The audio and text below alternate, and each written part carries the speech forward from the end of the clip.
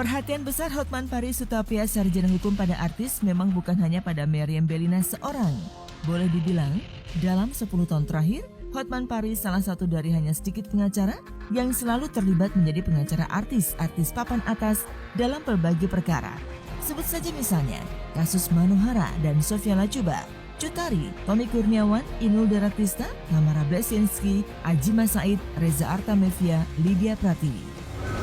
Kalau menurut aku sih Om Hotman orangnya he's very smart ya, orangnya sangat intellectual dan sangat baik. Sebenarnya orangnya ceplos-ceplosan ya, pasti semua wartawan yang sudah pernah satu ruangan atau preskon sama beliau tahu dia seperti apa. Tapi meskipun dia sering banget joke around, dia nggak pernah joke around sampai menyakiti perasaan orang lain. Semuanya soal good fun ya. Dan menurut aku sih sosok Om Hotman tuh sangat baik banget ya. In my opinion he's very very nice, dan aku juga kenal sama anak-anaknya beliau juga, teman. Dan aku lihatnya Om Hotman is seorang ayah yang sangat bagus ya untuk anak-anaknya dia. Hotman Paris tidak hanya dalam posisi sebagai pengacara. Ada banyak artis yang pernah bekerja di kantor law firm-nya di Menara Samitmas kawasan Sudirman, Jakarta Pusat. Di antaranya Sofia Lacuba, Cut Keke, dan Annisa Trihapsari. Saat itu Bang Hotman tuh butuh PR untuk firmnya ya. Nah jadi ya udah aku ditarik lah saat itu, jadi bantuin dan aku pikir pengalaman juga. Sementara aku kuliahnya di ekonomi tapi aku pengen belajar hukum, jadi sempat ikutlah ke pengadilan gitu ya, Jakarta Pusat. Kalau nggak salah kasus-kasus yang yang masalah apa sih biasanya kalau Bang Hotman bukannya hukum, bukannya pidana ya, lebih ke perdata lah. Nah di situ udah ya cukup lama lah ya, 6 bulan. Terus abis 6 bulan kemudian aku pikir kayaknya nggak kuat juga dia sambil syuting segala macam, karena pagi udah mesti bangun, mesti ke pengadilan. Ya udah, tapi ya sejauh itu ya kita jaga hubungan baik aja. Kalau aku sih tahun 2000-an, kenapa bisa kenal? Waktu itu kan aku proses divorce sama Mas Aji kan. Terus udah gitu almarhum manajer aku, Teddy bilangnya mau nggak magang di Pak Hotman Paris gitu. Aku kan backgroundnya bukan sebagai hukum gitu, tapi aku pikir aku nanya sama orang tua aku, loh kenapa enggak sembari belajar, karena sembari part time juga sempat mau disekolahin, cuma itu kan aku lagi ada syuting, jadi waktunya nggak memungkinkan. Kalau aku sih waktu itu megang sama PR manager juga, PR lawyer juga, cuman aku di bidang yang jadi kan banyak banget apa sih kayak misalnya kekerasan di rumah tangga atau apa gitu. Nah aku nih sebagai lawyernya, bukan lawyernya apa ya, PR-nya lah di situ ngurusin, dan itu tidak dipungut biaya sedikit pun. Dari sejumlah artis yang pernah bekerja sebagai public relations atau humas di kantor pengacaranya, Hotman Paris mengaku banyak pengalaman dan mendapat kesan yang positif terhadap karirnya. Family saya gitu. Kalau usah aku sih ngerasa bersyukur aja ya hari gini ada pekerjaan. Iya, saat itu kan kita ada salary juga. Iya. Bukan sekedar PR gitu, tapi kita dikasih salary juga gitu. Karena memang benar-benar karyawan. Iya. Karyawan. Memang pas itu dijemput, ayo Mas Fira harus ikut ya pagi-pagi bangun gitu. Kadang-kadang dan Bang Hotman kan sering ada seminar ya, kita datang diajak gitu. Berarti memang benar-benar kerja profesional ya Mbak? Iya, Ya? kerja profesional.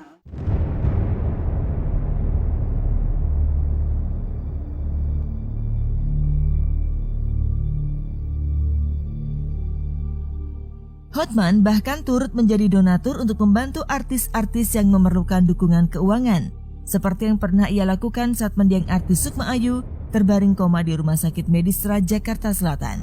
Saya belum menuduh Medistra itu malpraktek, tapi saya hanya sekedar himbauan gitu loh. Ya, sekedar himbauan apa yang terjadi sebenarnya gitu loh.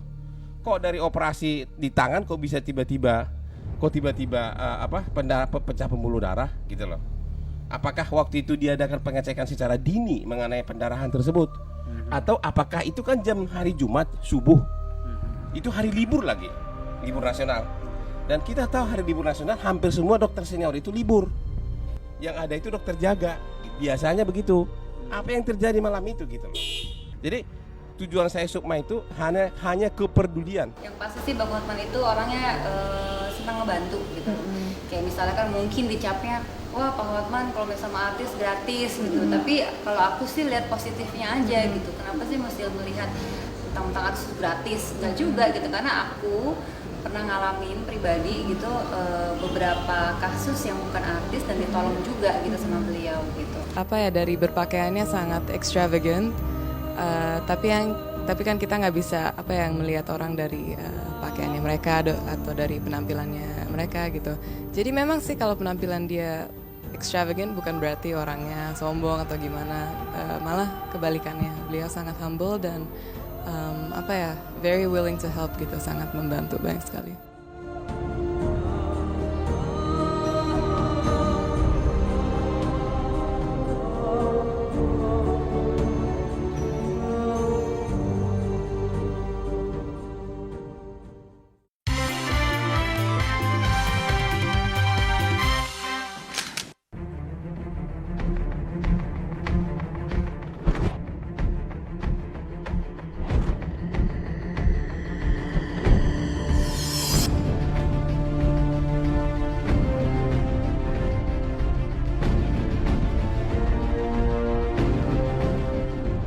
Ancaman hukuman atas perbuatan yang dituduhkan Meriam Bellina kepada Hotman Paris kalau terbukti dalam persidangan nanti mencapai 5 tahun penjara. Menurut Kadif Humas Polda Metro Jaya, Kombes Polisi Rikwanto, pelanggaran pasal 351 KUHP dan 335 KUHP jungto pasal 29 Undang-Undang RI nomor 11 tahun 2008 tentang ITE. Laporan polisi Meriam Bellina bernomor LP-1065-3 Romawi /2012/PMJ/DITTI. Pelapor melaporkan bahwasanya sering dianiaya dengan cara memukul, menampar berkali-kali, sehingga pelapor menderita sakit sampai saat ini. Dan penganiayaan tersebut berlangsung sejak 2009 sampai saat ini. Ya, ancamannya 351 5 tahun ke atas. ITE juga demikian ya, 5 tahun ke atas. Bahwa dengan adanya penganiayaan dan dia mengadukan Hotman Paris Hutapea kepada polisi, kalau menurut saya sangat tepat, cuman telat gitu loh. Kenapa nggak sebelum-sebelumnya aja, kenapa sekarang gitu? Apa yang membuat itu menjadi begitu lambat? Bagaimana dengan penolakan Hotman Paris Hutapea pada istilah KDRT? Karena dia tidak pernah terikat perkawinan dengan Meriam Bellina. Jadi kalau dilakukan 2009, penganiayaan itu 351, ancaman pidananya 2 tahun 8 bulan. Ya, semua tindak pidana sampai 3 tahun itu masa forhearingnya atau lewat waktunya 6 tahun. Jadi sekarang belum sampai 3 tahunnya, jadi belum forhear, belum lewat waktu kalau terjadi 2009 pada saat ini. Jadi masih bisa dituntut. Ya tidak termasuk KDRT, mereka itu istri. Tidak istri, kalau orang lain ya bukan KDRT. Bagaimanakah pula pendapat pengacara yang juga artis Ruth Sitompul yang selama ini menjadi seteru Hotman Paris Hutapea? Seumpama Hotman Paris memintanya, apakah Ruth Sitompul bersedia menjadi pengacara Hotman Paris? Adakah nasihat Ruth Sitompul untuk Hotman Paris dalam menghadapi kasus ini? Biarlah mereka yang mendampingi, kan aku sudah anggota DPR. Aku harus cuti dulu nih ya, jadi aku nggak bisa. Begitu juga, ada juga yang bilang, Bang kalau Hotman Paris minta abang bela, abang mau. Kalau diizinkan oleh undang-undang aku juga mau kok. Karena kan aku kasihan dengan dia ya. Tapi aku kaget juga KDRT. KDRT, apa itu kepanjangannya? Kekerasan dalam rumah tangga. Yang aku bingung, jadi istri dia itu gimana ya? Rupanya dia rumah tangga juga dengan Meriam Bellina. Waduh, sedih kali aku lihat dia. Iya, karena itu. Ini yang kata pepatah, semut di seberang lautan dia lihat, gajah di pelupuk matanya dia nggak lihat. Benarkah Ruhut di balik laporan Meriam Bellina terhadap Hotman Paris? Lantaran selama ini kedua pengacara kondang itu sering berseteru di hadapan halayak ramai? Mungkinkah Ruhut yang mendesak Meriam Bellina agar melaporkan Hotman Paris ke pihak kepolisian?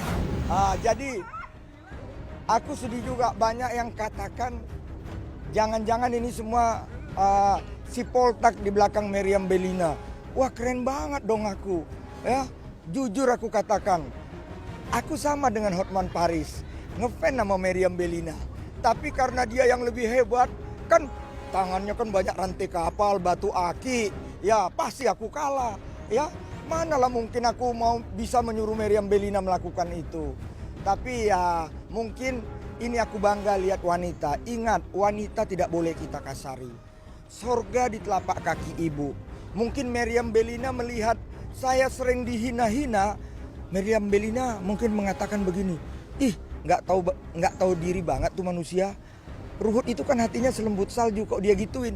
Padahal kan kau yang buaya.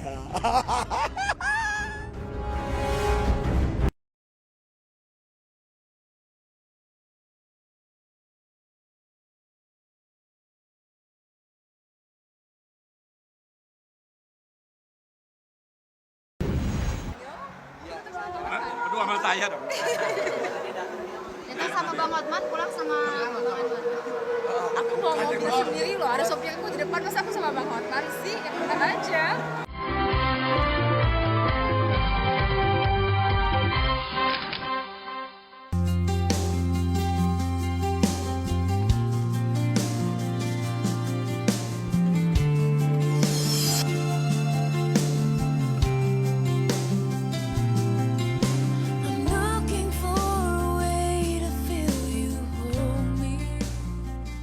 Elisa Meriam Bellina Maria Bambu termasuk artis film Indonesia yang amat populer tahun 1980-an. Ia pertama kali tampil dalam film Perawan-Perawan tahun 1981. Tahun 1984 pada Festival Film Indonesia di Yogyakarta, ia meraih Piala Citra untuk pemeran utama wanita terbaik dalam film Cinta di Balik Noda yang disutradarai Bobby Sandi. Meriam mendapati piala bergengsi yang merupakan lambang supremasi tertinggi dunia film Indonesia. Tidak berapa lama dia berkarir. Film-film yang digemari penonton masa itu adalah Sequel Catatan Si Boy. Artis kelahiran Bandung 10 April 1965 itu bermain bersama Ongki Alexander. Artis yang memulai debut sebagai gadis sampo dan model ini mendapat julukan dari tokoh film dan budayawan Arifin Senur sebagai magma perfilman Indonesia. Payah, Mam. Orang Melayu sini norak. Kenapa sih? Pergaulannya kampungan. Tidak hanya di film layar bioskop Meriam Bellina berjaya. Pada awal-awal sinetron booming di televisi Indonesia, Meriam bersama suaminya kala itu Adi Surya Abdi terjun ke sinetron. Beberapa judul sinetronnya yang terkenal antara lain Emosi, Aku Mau Hidup, dan Pengantin Lari. Ada yang mengatakan bahwa perjalanan karir sebagai artis Meriam Bellina tidak secemerlang perjalanan rumah tangganya. Mer hidup dengan perjuangan. Dia betul-betul hidup itu bersandar pada kemampuan akting, seni peran. Dia hidup itu betul-betul bersandar pada kemampuan olah suara sebagai penyanyi. Dan kalau orang mengenal Mer itu dia kerja keras untuk hidupnya. Dan dia mendidik anak-anak saya, anak-anak kita itu cukup baik ya, dan dia betul-betul bersikap sebagai seorang ibu yang layak, yang pantas, yang seharusnya. Meriam Bellina pertama kali menikah dengan produser film Ferry Anggriawan. Pernikahan itu terjadi di saat ia meraih puncak popularitasnya. Namun pernikahan itu tidak berlangsung lama dan tidak membuahkan anak. Pasangan ini pun berpisah tahun 1981. Tidak lama bercerai dengan Ferry, Meriam menikah dengan Adi Surya Abdi, seorang sutradara film. Dari perkawinan itu mendapatkan 2 anak, Albert Surya dan Niga Pino. Tapi dengan Adi pun, Meriam gagal mempertahankan pernikahan mereka dan bercerai tahun 2001. Setelah itu, Meriam Bellina dikabarkan menikah dengan seorang aktivis politis yang juga mantan menteri. Putus dengan mantan pejabat tinggi itu, Meriam dikabarkan menjalin hubungan dengan Hotman Paris Hutapea sejak tahun 2008. Hubungan mereka baru terungkap dan dikonfirmasikan kebenarannya setelah Rabu kemarin Meriam Bellina melaporkan Hotman ke Polda Metro Jaya perihal dugaan penganiayaan. Berdua sama saya dong. Itu sama Bang Hotman, pulang sama Bang Hotman. Aku bawa mobil sendiri loh, ada sopir aku di depan, masa aku sama Bang Hotman sih? Ya bener aja. Aku nggak tahu, bukannya yang kayak gitu-gitu ngaku. Aku nggak tahu kalau begitu nyanyi sih. Soalnya banyak orang Batak, suaranya kalah. Wah ini sih ambil kesempatan karena gue nggak pernah mau wawancara deh kayaknya.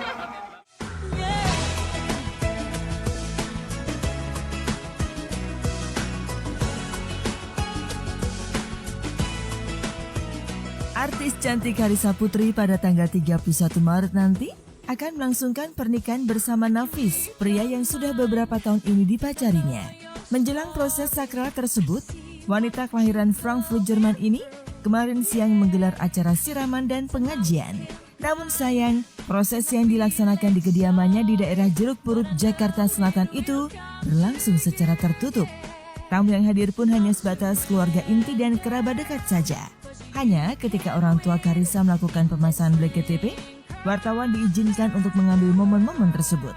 Berikut rekaman suasana kediaman pemain ayat-ayat cinta ini yang berhasil terekam oleh kamera tim Cak dan Richard. Kami minta untuk Bapak Riz, Ibu Wi, juga kakaknya dari Karissa yang sukses beserta keluarga untuk maju ke depan pemasangan black KTP. Silakan. Sebelah kiri, sini.